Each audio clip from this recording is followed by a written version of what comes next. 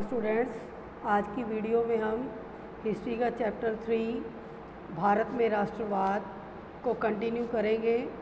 और last video में हमने बेटा सीमाएं डिस्कस की थी कि शून्य अवज्ञा की क्या सीमाएं थी, इसकी स्टार्टिंग कर ली थी। और उसमें हमने उन सामाजिक समूहों के बारे में पढ़ा था जो गांधी जी के आह्वान पर उनके साथ आंदोलन में शामिल नहीं हुए, उनकी कुछ अपनी प्रॉब्लम्स थी। ठीक है, समाज के वो तबके के लोग थे जिन्हें आदिकाल से ही, ठीक है, पिछड़े हुए, शोषित, दलित या अस्पृश्य माना जाता था, या वो लोग जिनको अल्पसंख्यक जो कहते थे कि हम संख्या में बहुत कम है समाज के अंदर, उन लोगों ने पार्टिसिपेट नहीं किया था। तो आज हम इसी टॉपिक को कंटिन्यू करेंगे। ठीक है, और स्टार्टिंग करते हैं हम इस पैरे से। डॉक्टर अंबेडकर जो थे वो भी अस्पृश्य या बैकवर्ड कम्युनिटी से बिलोंग करते थे, शूद्र जाति से थे।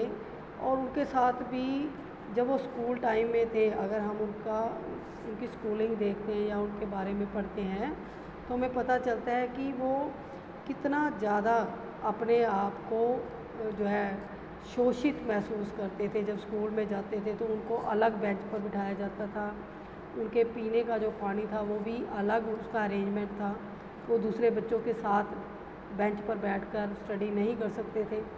तो उनके साथ जो दुर्व्यवहार किया जाता था उसकी वजह से उनके मन में एक नफ़रत थी और एक उनका उद्देश्य था कि वो अपने जो समाज के पिछड़े हुए लोग हैं, जब तक उनको अधिकार नहीं दिलवा देते वो सुखी सांस नहीं लेंगे। तो डॉक्टर अंबेडकर के ने भी बहुत प्रयास किए जो ये ऊंच नीच का जो भेदभाव था, जो खाई थी, उसको ख़त्म करने के लिए उन्होंने काफ़ी एफर्ट्स किए थे।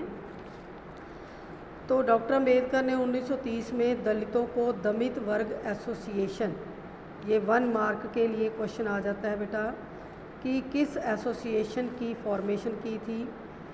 ठीक है, तो ये हिंदी में इसको बोलते हैं दलित वर्ग एसोसिएशन, आप इंग्लिश में भी इसको लर्न कर सकते हो। डिप्रेस्ड क्लासेस एसोसिएशन किसने की, कब की, या उस एसोसिएशन का नाम क्या था। तो ये तीनों पॉइंट 1 मार्क्स के लिए बन जाते हैं।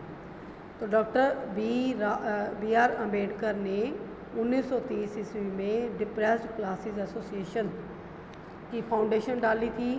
तो दलितों के लिए अलग इस एसोसिएशन के थ्रू वो क्या डिमांड कर रहे थे कि दलितों के लिए निर्वाचन क्षेत्रों के सवाल पर वो दूसरे गोलमेज सम्मेलन में महात्मा गांधी के साथ उनका काफ़ी विवाद हुआ। यानी कि उन्होंने दलितों के लिए क्या मांग रख दी कि उनके लिए जो कॉन्स्टिट्यूएंट असेंबलीज़ हैं, निर्वाचन क्षेत्र ही रिज़र्व कर दिए जाएं और उस निर्वाचन क्षेत्र से सिर्फ दलित वर्ग का ही व्यक्ति इलेक्शन के लिए खड़ा हो, इलेक्शन लड़े बेटा। तो सीट रिज़र्व करने के लिए इन्होंने डिमांड कर दी। और जो सेकंड गोलमेज सम्मेलन था उसमें गांधी जी के साथ उनका काफ़ी विवाद हुआ। फर्स्ट गोलमेज सम्मेलन जो 1930 में हुआ था उसमें देश से कोई नहीं गया था, ना कांग्रेस पार्टी के सदस्य ना गांधी जी। तो डॉक्टर बी आर अम्बेडकर जो थे वो गए थे, लेकिन इनको कोई सफलता नहीं मिली थी। दूसरे गोलमेज में गांधी जी गए थे। तो इन्होंने अम्बेडकर ने डिमांड रखी कि अगर वो जो है गोलमेज सम्मेलन को अटेंड करने जा रहे हैं तो वो क्या करेंगे, हमारी भी मांग रखेंगे अंग्रेज़ों के सामने कि जो समाज के पिछड़े तबके के लोग हैं उनके लिए निर्वाचन क्षेत्र अलग बना दिए जाएं। तो जब ब्रिटिश सरकार ने अम्बेडकर की मांग मान ली तो गांधी जी ने क्या कर दिया, आमरण अनशन पर बैठ गए। ठीक है, गांधी जी ने तो मांग रखी नहीं, क्योंकि गांधी जी की ऐसी सोच नहीं थी, वो सबको साथ लेकर चलना चाहते थे। लेकिन ब्रिटिश सरकार ने, क्योंकि वो तो पहले ही चाहते थे डिवाइड एंड रूल, तो उन्होंने क्या किया, वो एग्री हो गए, अंबेडकर जी की मांग मान ली उन्होंने। लेकिन गांधी जी ने क्या किया, जब मांग मान ली तो उसके अगेंस्ट एक आमरण अनशन पर बैठ गए, भूख हड़ताल पर। आमरण अनशन क्या है ना, अनशन मीन्स कुछ भी खाएं पिएंगे नहीं।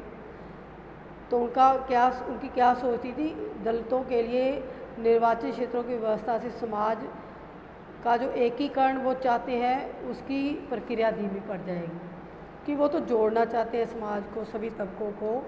अगर उनकी सीट रिज़र्व कर दी जाएगी तो वो समाज से अलग हो जाएंगे। ठीक है, तो आखिरकार खूब बहस चली, बड़े लंबे टाइम तक विवाद चलता रहा। तो अम्बेडकर जी ने लास्ट में गांधी जी की बात मान ली और 1932 में पूना पैक्ट पर हस्ताक्षर किए।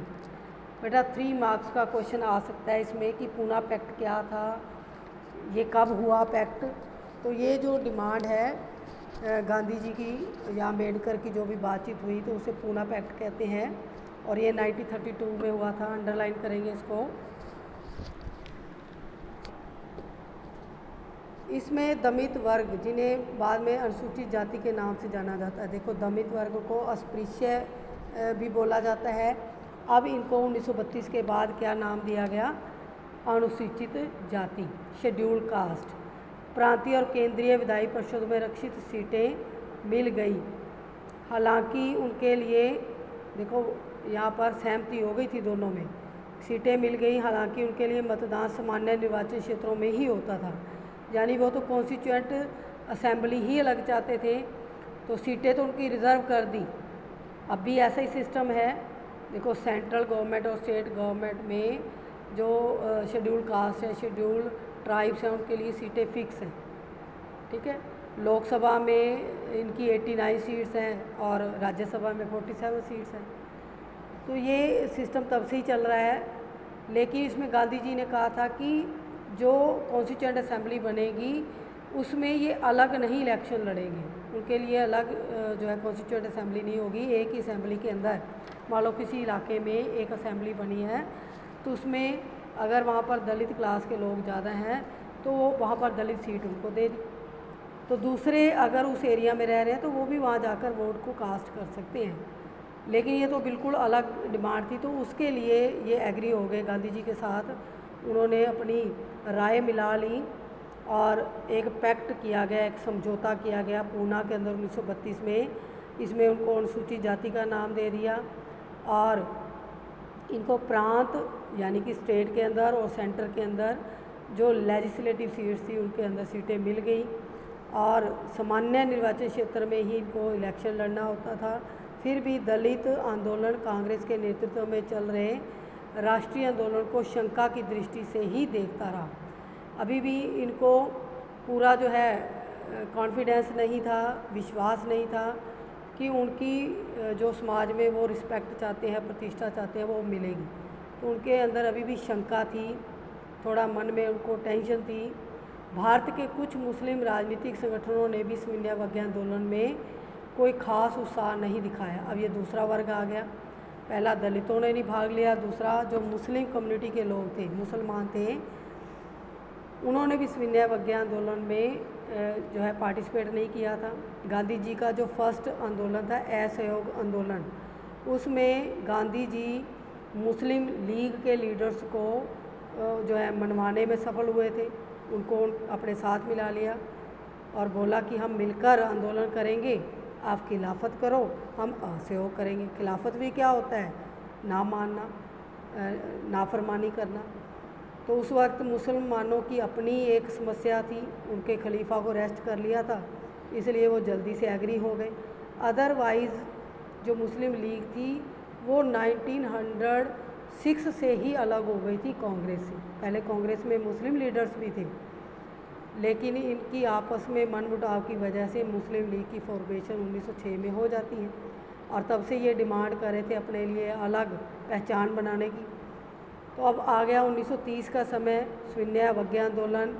तो गांधी जी का साथ नहीं दिया और पहले आंदोलन में के शांत पड़ जाने के बाद मुसलमानों का एक बड़ा जो तबका था वो कांग्रेस से कट गया, और 1920 के दशक तक कांग्रेस हिंदू महासभा जैसे जो धार्मिक राष्ट्रवादी संगठन थे के काफ़ी करीब दिखने लगी थी। जैसे जैसे हिंदू मुसलमानों के बीच संबंध खराब होते गए तो दोनों जो समुदाय थे वो धार्मिक जुलूस निकालने लगे, शहरों में हिंदू मुस्लिम सांप्रदायिक टकराव और दंगे हो गए। अब यहाँ पर जो मुसलमान थे उनको भी शंका थी कि ये देश जो है हिंदू बहुल देश है, यहाँ हिंदुओं की संख्या ज़्यादा है, तो मुसलमानों की इतनी वैल्यू नहीं पड़ेगी, चाहे ब्रिटिश सरकार है तब भी, और ब्रिटिश अगर हमें छोड़ देते हैं, हमें आज़ाद कर देते हैं, तो उसके बाद भी उन्हें लगता था कि उनकी संख्या कम होने की वजह से वो अल्पसंख्यक हैं और उनका जो है राजनीतिक सशक्तिकरण होना चाहिए, राजनीति में वो पार्टिसिपेट करेंगे तब उनकी वैल्यू पड़ेगी।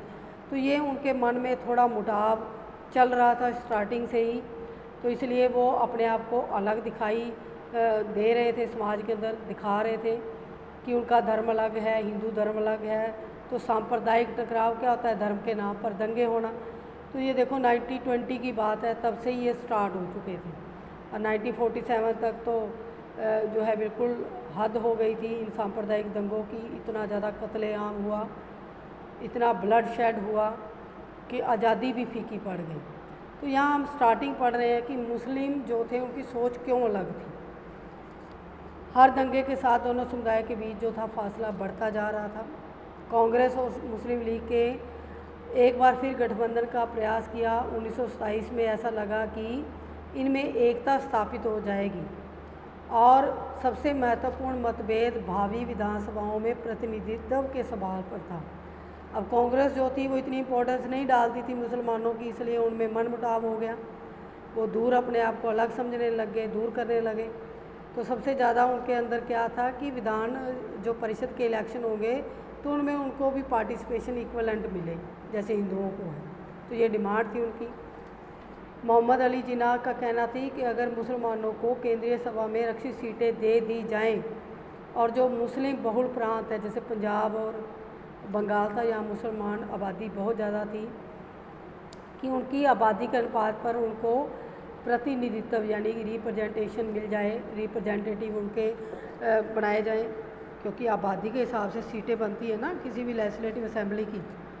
ठीक है, तो वो चाहते थे कि जहाँ पर मुस्लिम लोग ज़्यादा हैं वहाँ पर मुसलमानों की सीटें ज़्यादा होनी चाहिए, तो उनको अलग से सीटें दी जाएं। तो मुसलमानों के लिए एक पृथक निर्वाचिका, ये डिमांड इन्होंने भी कर दी कि मांग छोड़ने के लिए वो तैयार नहीं थे। ठीक है, भी अगर पृथक निर्वाचिका डिमांड थी उनकी, अगर उनकी सीटें रिज़र्व कर दी जाएँ जैसे दलित लोगों को मिली हैं, अगर इनको भी ऐसी मिल जाती हैं तो वो जो अलग से कॉन्स्टिट्यूएंट असेंबली है उसकी डिमांड को छोड़ देंगे।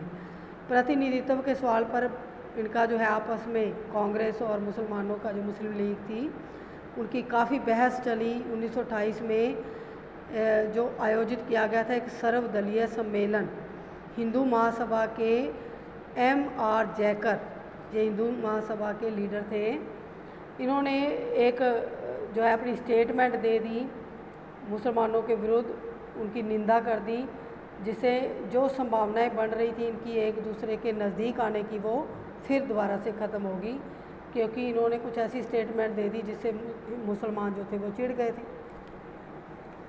जब सविनयावज्ञा आंदोलन शुरू हुआ तो उस समय समुदायों के बीच संदेह और अविश्वास का माहौल बना हुआ था।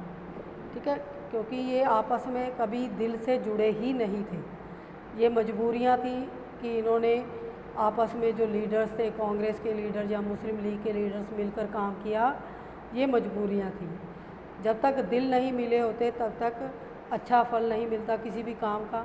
तो यही हुआ कि लास्ट में हिंदुस्तान और पाकिस्तान बन गया। तो कांग्रेस से कटे हुए मुसलमानों का एक बड़ा तबका संयुक्त संघर्ष के लिए तैयार नहीं था, क्योंकि इनको विश्वास नहीं था, आपस में अविश्वास होने की वजह से ये किसी भी आंदोलन में एकजुट होकर लड़ना नहीं चाहते थे। ठीक है, तो ये संयुक्त संघर्ष जो सविनयावज्ञा आंदोलन शुरू किया था उसमें इन्होंने पार्टिसिपेट नहीं किया। बहुत सारे मुस्लिम नेता और बुद्धिजीवी भारत में अल्पसंख्यकों के रूप में मुसलमानों की हैसियत को लेकर चिंता जता रहे थे। जो मुस्लिम नेता थे या पढ़े लिखे वर्ग के लोग थे, उनको पता था कि उनकी जो संख्या है वो हिंदुओं से कम है, तो वो अपनी हैसियत, अपने रुतबे को लेकर चिंतित थे कि उनका क्या सोसाइटी के अंदर स्टेटस रहेगा, राजनीति में उनको क्या जो है उनकी पहचान बनेगी। तो इसके लिए वो कभी भी एक दूसरे के साथ मिलकर काम करने को तैयार नहीं थे। उन्हें भय था कि हिंदू जो बहुसंख्यक हैं उनके जो है वर्चस्व जो है उनका अल्पसंख्यक होने की वजह से धीरे धीरे उनकी संस्कृति सभ्यता सब खत्म हो जाएगी। तो ये सोर्स जो है आपने ये भी पढ़ना है, ये नेक्स्ट वीडियो में डिस्कस करेंगे हम Till then, goodbye.